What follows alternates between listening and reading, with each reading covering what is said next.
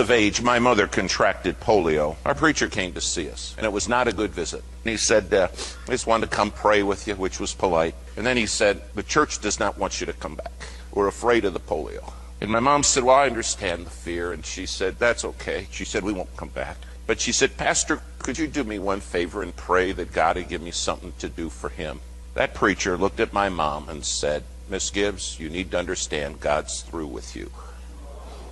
My mom turned to that preacher and she said, you're wrong. She said, I'm extremely damaged goods, but God loves to use extremely damaged goods. And she said, you're wrong, Pastor. You're just wrong. When he left, my mom said, Davy, you come here. She said, God's never through with anybody. If you've got breath, you've got something to do for God. A new preacher came to town, and he dropped by our house to see us. He said, now, we don't have any kids, so there's no kids in our Sunday school, but we have a Sunday school, and how would you like to head that up? My mom said, I'd love to. And she said, now your Sunday school has 2 kids. And she said, I got a boy and a girl. He said, well, he said, it's perfect.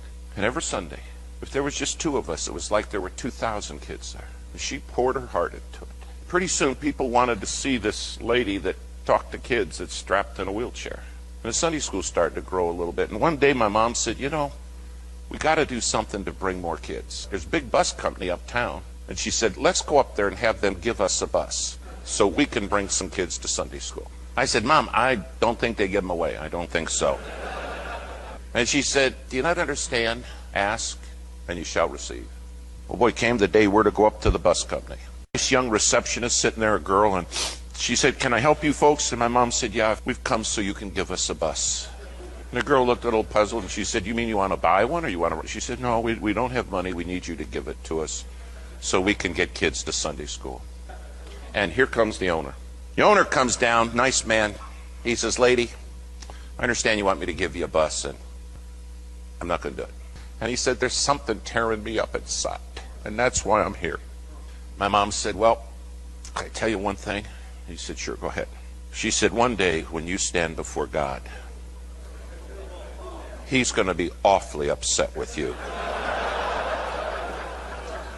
if you don't give me a bus. That owner looked at my mom and he said, I got a question. If I give you a bus, who'd drive it? He said, you? And my mom looked at him and she said, I never thought of that. She said, I need for you to give me a bus and a driver. That man looked at my mom and he said, lady, he said, something's just tearing me up.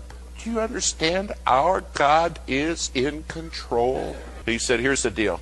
I'm going to give you 1 bus, 1 driver, 1 Sunday. 1 and only 1. And I stood there and I thought,